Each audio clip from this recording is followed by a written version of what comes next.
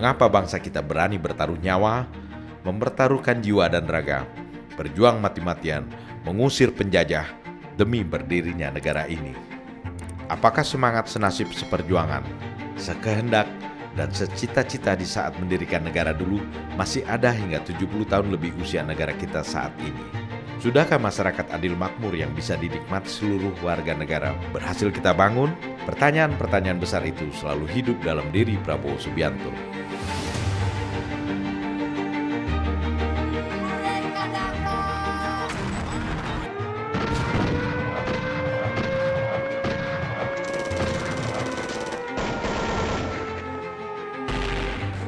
Bagi Prabowo Subianto sangatlah jelas, perjuangan membangun masyarakat adil makmur adalah perjuangan politik.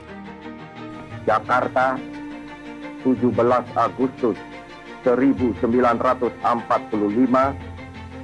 atas nama bangsa Indonesia, Soekarno, Hatta. Perjuangan membangun masyarakat adil makmur hanya bisa diwujudkan dengan membangun negara kesejahteraan. Bangunan negara kesejahteraan ini telah diletakkan fondasinya oleh Bung Hatta sejak jauh sebelum Indonesia merdeka. Pemikiran ekonomi Bung Hatta atau Hattanomik juga telah lama menjadi pandangan ekonomi yang diikuti Prabowo.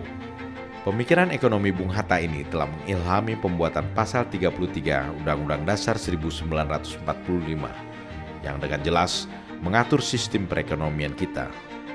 Perekonomian disusun sebagai usaha bersama berdasar atas azas kekeluargaan. Cabang-cabang produksi yang penting bagi negara dan yang menguasai hajat hidup orang banyak dikuasai oleh negara.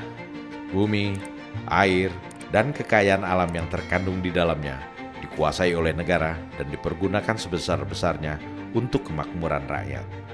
Perekonomian nasional diselenggarakan berdasar atas demokrasi ekonomi dengan prinsip kebersamaan, efisiensi berkeadilan, berkelanjutan, berwawasan lingkungan, kemandirian, serta dengan menjaga keseimbangan kemajuan dan kesatuan ekonomi nasional.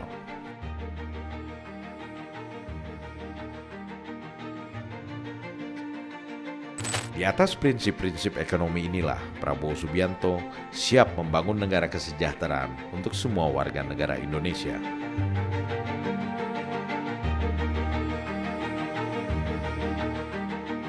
Setelah 70 tahun lebih mengalami kemerdekaan, Indonesia kini terasa seperti di persimpangan jalan, bahkan berpotensi menjadi negara gagal.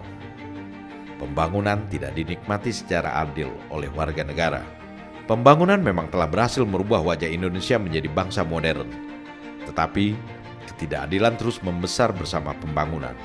Ketimpangan ekonomi terlihat di depan mata. Segelintir warga negara menikmati dan menguasai kekayaan yang berlimpah, sedangkan sebagian besar warga negara menjalani kehidupan yang tidak layak. Kekayaan Indonesia juga banyak mengalir ke luar negeri. Korupsi merajalela. Selain itu, inflasi, harga pangan naik, ledakan jumlah penduduk, pengangguran meningkat, perbedaan tingkat penghasilan, radikalisme ideologi, seluruhnya menciptakan ancaman serius jika gagal dikelola dengan baik oleh negara. Di mata Prabowo Subianto, Indonesia hari ini makin jauh dari cita-cita mewujudkan negara kesejahteraan. Kita ingin bangsa ini, rakyat kita sejahtera, rakyat kita terhormat. Jangan ada kemiskinan di bumi Indonesia. Itu cita-cita kita, saudara-saudara sekalian. Prabowo Subianto menaruh harapan besar kepada generasi muda Indonesia untuk memperjuangkan kembali terwujudnya negara kesejahteraan.